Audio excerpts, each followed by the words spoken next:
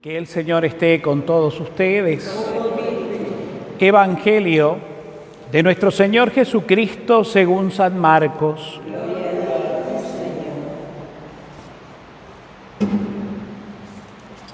Después que los 5.000 hombres se saciaron, enseguida Jesús obligó a sus discípulos a que subieran a la barca y lo precedieran en la otra orilla, hacia Betsaida, mientras él despedía a la multitud. Una vez que los despidió, se retiró a la montaña para orar. Al caer la tarde, la barca estaba en medio del mar y él permanecía solo en tierra. Al ver que remaban muy penosamente porque tenían viento en contra, cerca de la madrugada, fue hacia ellos caminando sobre el mar e hizo como si pasara de largo. Ellos, al verlo caminar sobre el mar, pensaron que era un fantasma y se pusieron a gritar, porque todos lo habían visto y estaban sobresaltados. Pero él les habló enseguida y les dijo: tranquilícense, soy yo, no teman. Luego subió a la barca con ellos y el viento se calmó. Así llegaron al colmo del estupor, porque no habían comprendido el milagro de los panes y su mente estaba enceguecida. Hermanos, palabra del Señor. Tomamos asiento. Escuchando, queridos hermanos, la primera lectura de la primera carta del apóstol San Juan, me venía a la mente una frase muy breve pero muy profunda, perteneciente a San Juan María Vianney, también conocido como el Santo Cura de Ars, un sacerdote francés de la época de la Revolución Francesa, humilde y sencillo, que supo con su amor y su entrega cambiar el corazón de todo un pueblo, y se convirtió más tarde en el santo patrono, primero de los párrocos y después de todos los sacerdotes, ¿no? Y él decía: bellísima la vocación y la misión del cristiano, orar y amar. Qué profundo y qué caudal de riqueza tiene esa invitación, esa misión a la que atribuye el cura de Ars al cristiano: orar y amar. Y si leemos un poquito la palabra de Dios, entonces, esta primera lectura de San Juan, ¿no?, justamente habla de eso. Centra todo su mensaje, casi toda la lectura va en esta línea, de que es Dios el que ama. Tanto amó Dios al mundo, dice. Tanto amó Dios al mundo. Y si es así, porque envió a su Hijo, hecho hombre, para dar la vida, para rescatar al mundo, para manifestar al mundo el amor de Dios, con su propia vida, con su sensibilidad, un hombre, un Dios hombre, sensibilizado, humanizado, que miraba al hombre como uno más, pero con el amor del Padre, con la ternura del Padre. Ese Jesús a quien hemos contemplado en estos días de Navidad, niño, humilde, frágil, en brazos de su madre, que lloraría como todo bebé, que sería amamantado por su madre como todo niño, que necesitaba el calor de los brazos maternos y paternos, el afecto, la cercanía, la ternura que emanaba y a su vez demandaba, como todo niño. Ese Hijo de Dios, ese niño, hombre como nosotros, es el que en el transcurso de su vida, cuando se dio a conocer como el enviado del Padre, como el Mesías esperado, es el que manifestó su misión, poniendo el énfasis, poniendo su objetivo, yendo y estando cerca de los más alejados.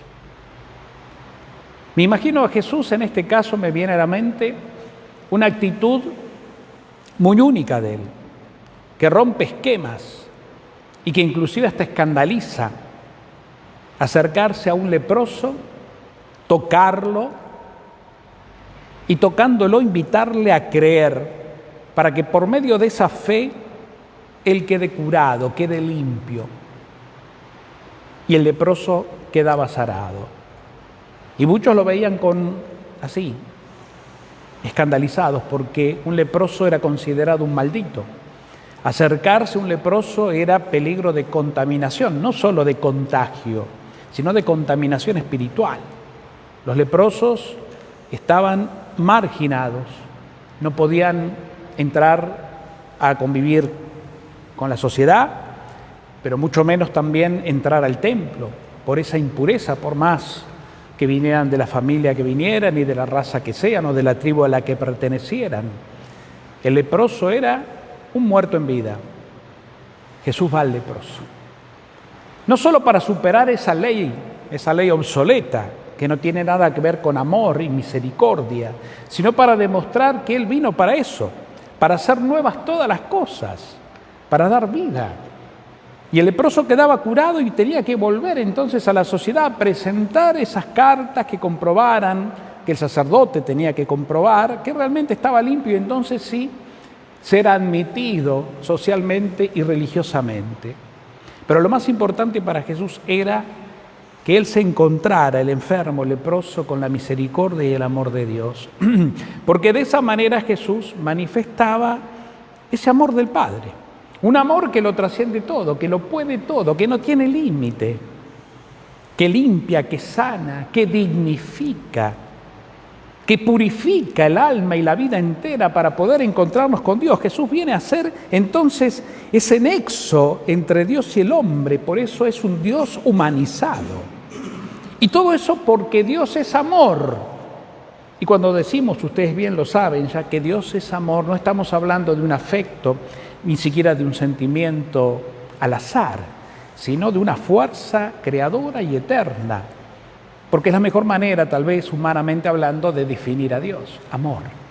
El amor que todo lo da, que todo lo puede. Como diría San Pablo más tarde en la 1 Corintios 13. Amor que todo lo puede y lo perdona. Amor que está por sobre todas las cosas y que no terminará jamás, ¿no? Entonces, cuando el santo cura piensa en esa frase que nos ofrece, bellísima misión del cristiano, orar y amar, nos está invitando justamente a vivir en un aspecto, en una actitud contemplativa, donde la razón da lugar al corazón, al encuentro silencioso con el que habita. Y entender ahí en esa experiencia, con esos sentimientos o con esos sentidos espirituales, que Dios, a partir de Jesucristo, ¿no? Que Dios y yo somos una misma cosa, somos una misma realidad en Cristo. Por eso Cristo, cuando da la vida, destruye la muerte y ya desaparece todo límite que separaba al hombre con Dios, que era el pecado. El pecado entendido no como una caída del hombre común y corriente producto de su fragilidad o debilidad, sino pecado original, que es vivir una vida sin Dios, que es vivir una vida rechazando a Dios, que es vivir una vida dándole la espalda a Dios porque el hombre supone que puede ser feliz y hacer lo que quiere, siendo él Dios mismo de su vida.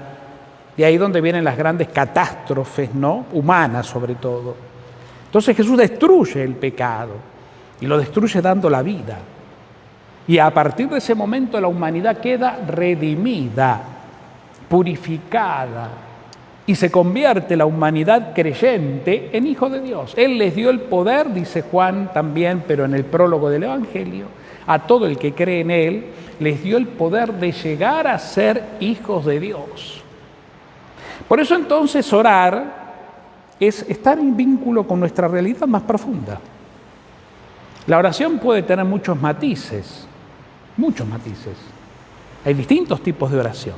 En este caso estamos celebrando una oración litúrgica, que es la Eucaristía, pero la oración personal también, donde solamente se nos llama a la intimidad y al silencio, es la experiencia del encuentro, o más bien de dejarme encontrar por mi propia realidad, que es Dios en mí.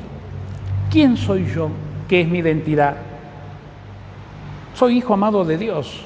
Y si soy hijo amado de Dios, soy otro Cristo, porque Dios me ama en Cristo. ¿Qué es lo que Dios ama de mí? El Cristo que hay en mí. Ese Cristo que comenzó a vivir en mí plenamente desde el día del bautismo y para toda la eternidad. Por eso en Cristo Dios nos ama. ¿Y qué mira el Padre de mí? El Cristo que me habita. Y desde ahí me dignifica en mi propia realidad, en mi propia persona, con mi propia identidad de hombre, de mujer, en esta historia, cada uno en la suya y en su misión. Por eso la importancia de la oración y de la contemplación, del silencio y de la escucha, del abandono, de la postración, ¿no? El amor, en el amor no hay lugar para el temor, dice Juan. Al contrario, el amor perfecto elimina el temor, porque el temor supone un castigo, miedo, pero ya no hay castigo. El que teme a Dios es porque no ha llegado a la plenitud. Temerle a Dios con miedo, entendiendo el temor como miedo, es justamente no conocer a Dios, no haber entendido a Jesucristo y vivir en el miedo de que Dios me castigue y vivir en la culpa por mis miserias, pecados, equivocaciones. Por eso dice, el que teme no ha llegado a la plenitud del amor, el que teme no conoce a Dios. El que sí conoce el amor, para ese no hay lugar para el temor, no hay lugar para el miedo. Entonces cuando nos venga, inspirado en esto, sensaciones de miedo por culpas, o por viejos pecados, o situaciones de la vida, o tentaciones, porque el demonio nos tienta justamente así, queriéndonos no hacer creer esto, sino engañándonos con otras mentiras, como que no somos dignos y un montón de cosas. Acordémonos de esto. No hay temor para quien cree en el amor, y Dios es amor, y Dios me habita. Y quien cree en el amor ha llegado a su plenitud. La plenitud de Dios llegó en mí, plenamente, sí.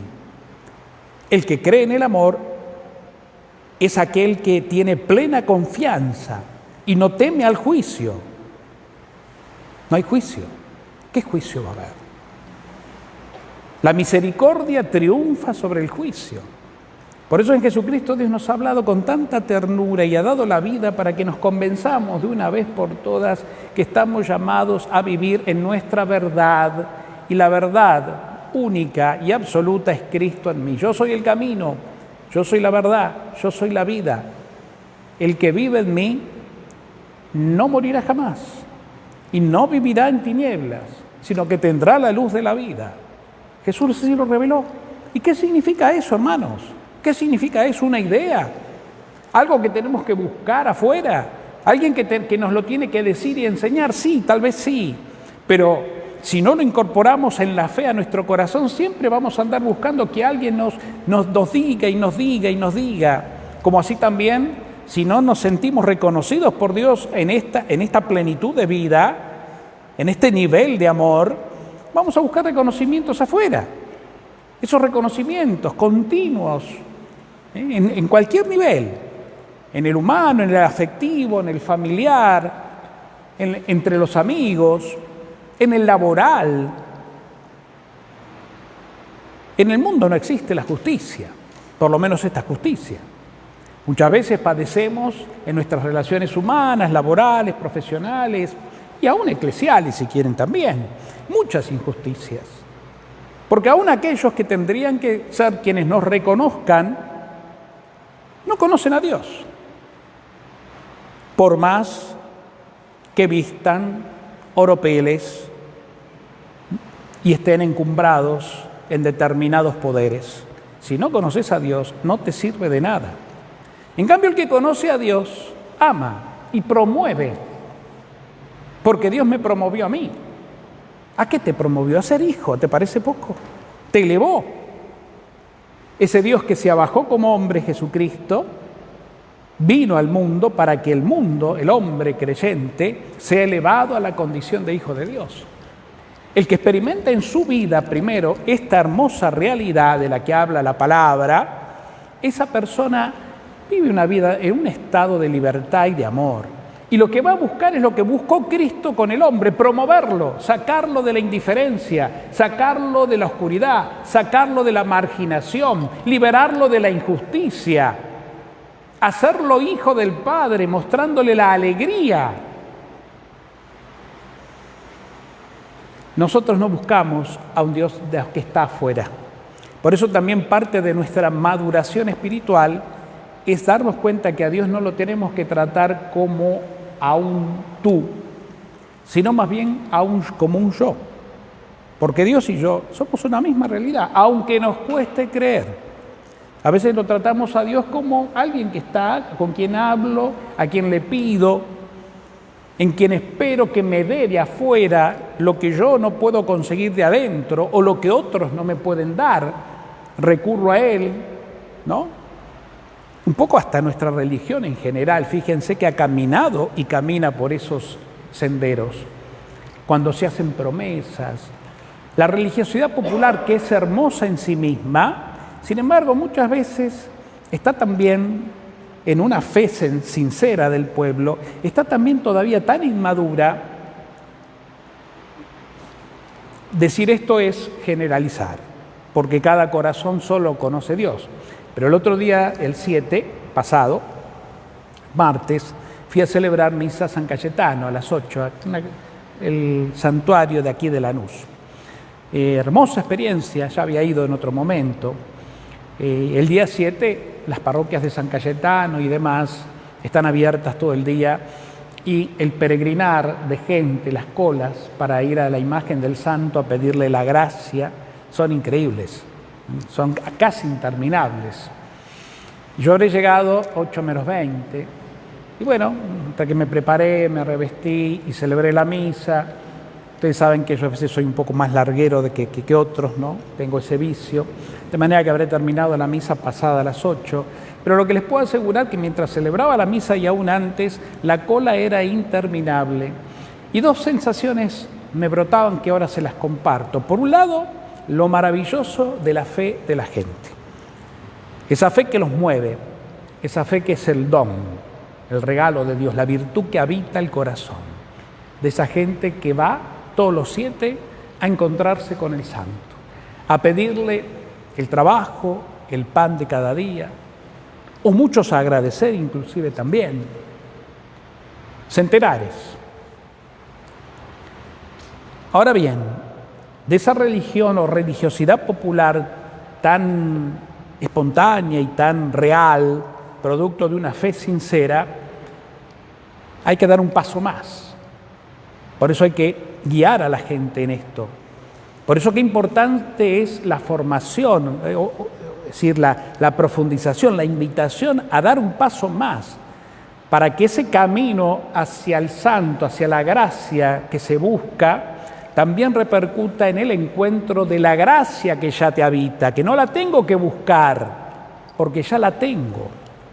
Sí, el conseguir el trabajo o el mantener el trabajo y tener el pan de cada día, porque es meritorio, porque es un derecho y que es parte de la dignidad de la persona humana, indiscutiblemente, y que bueno pedírsela a Dios, pero saber que nuestra vida no pasa solo ni se queda solo en eso, sino que nuestra vida es una experiencia que ya está adquirida, porque la bendición y la gracia primitiva y fundamental ya la tenemos, y va más allá de tener un trabajo, y va más allá de una gracia determinada como una salud física, una sanación o cualquier otra necesidad que pidamos, que está bien que lo hagamos. Acuérdense que volviendo a la idea del leproso, en otro ejemplo del Evangelio, 10 leprosos se acercaron a Jesús en otro momento y los 10 le pidieron ser curados. ¿Se acuerdan? Jesús les dice: vayan y preséntense al sacerdote. En el camino entendieron que estaban curados, pero solo uno paró su marcha hacia la ley que confirmara su sanación y volvió agradecido a Jesús y se postró a sus pies dando gracias y alabanzas. Jesús dijo: ¿cómo? ¿No quedaron los 10 curados? ¿Y solo uno volvió a dar gracias a Dios? Los otros ¿a qué dieron prioridad? Al mundo, a poder entrar en la temática de la ley, en la temática de lo social, de lo religioso, de lo que quieran. Volvieron a lo mismo, en definitiva. ¿Qué resultado dio el encuentro con Cristo en los otros 9? Muy poco, una sanación física. Buscaron a Jesús, el milagrero. En cambio el otro, el que sí volvió, ese se encontró con su identidad, con aquel que verdaderamente le despertó la luz, que hasta ese momento no conocía. Se encontró con la luz y vino a quedarse con la luz. Los otros con un reflejo distante, lejano de la luz. Por eso digo que está muy bien la religiosidad popular y es hermosa, es ver la fe caminando hacia el santo en ese caso, pero todavía tenemos que dar un paso más. Porque tal vez esa gente, y estoy generalizando porque no los conozco, pero muchos de ellos van el 7, cumplen, se quedan contentos y tranquilos, porque he conocido gente muy allegada que todos los 7 iba a esto, y después, como si nada, seguir su vida, tal vez sin siquiera rezar un Padre Nuestro. Entonces, no nos quedemos a mitad de camino. No nos quedemos con una fe de un día o de un momento, o una fe que me lleva a buscar una situación más bien externa de un Dios que solo Él me la puede dar y ahí para, sino más bien algo que es mucho más profundo y mucho más enriquecedor, que me lleva realmente a mi verdad más íntima y a despertar mi conciencia realmente de quién soy, de dónde vengo, a dónde voy, quién me habita, y que en Él, en esa experiencia que me unifica a Dios, encuentro todo lo que necesito para ser feliz. Lo otro, lo cotidiano, es un segundo paso. Pero lo primero es lo primero. Y lo primero es el Dios que me habita y yo habitado con Él y en Él. Por eso cuando en un momento de la misa, en lo que se llama la doxología final, cuando después de la consagración el sacerdote eleva el cáliz con la sangre y la patena con el cuerpo del Señor, ¿qué decimos? Por Cristo, con Él y en Él, a ti Dios Padre Todopoderoso, en la unidad del Espíritu Santo. Ahí estamos todos, lo dice el sacerdote, pero lo decimos todos porque el sacerdote lo dice en nombre de toda la asamblea. A ti Dios Padre, por Cristo, con Cristo, en Cristo, eso soy yo. Por eso ya somos eternos, ya estamos salvados, por eso ya estamos vivos y vivimos para siempre. La muerte será una experiencia que culminará un proceso y un tiempo para dar lugar a una eternidad. Pero la eternidad ya me habita, ya me habita. No esperes a resucitar para darte cuenta que sos hijo de Dios y que estás salvado. Por eso, el que conoce a Dios no teme, no tiene miedo, porque se sabe amado con un amor eterno que eterniza. Qué misterio hermoso realmente para, no sé si tanto pensarlo, porque la cabeza no da para tanto, pero sí para contemplarlo, descansar en Él. Que el mismo Espíritu del Señor te lleve a la profundidad de ese mar eterno, infinito que es Dios. Y que te sumerja haciéndote propiamente parte del mar. No un objeto ajeno al mar, sino propiamente parte del mar. Como las gotas de lluvia que caen en el mar y ya son parte de él. Sin perder identidad. Y eso es parte del misterio. Bueno, mis queridos, demos gracias a Dios. Y que podamos en este año que hemos comenzado desarrollar, ¿no? Por la gracia de Dios, tener el objetivo puesto. Ya conocemos el objetivo. Creo que ya el Señor nos ha hablado y nos va a seguir hablando mucho de esto. Pero que no perdamos el objetivo.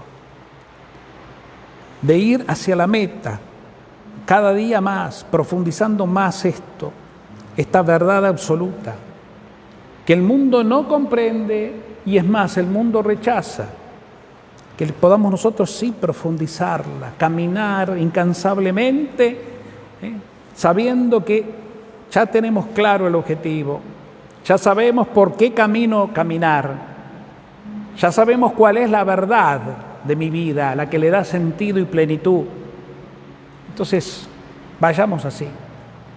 Y no dejemos que los accidentes externos de la vida nos disipen y nos distraigan del camino. Que nada ni nadie nos quite esta esperanza, nos quite esta verdad, nos quite esta conciencia espiritual. Dejemos que sea el Espíritu, hombres y mujeres del Espíritu, que viven en el amor de Dios, es decir, que viven en Dios, en esa unidad indisoluble de paz y confianza.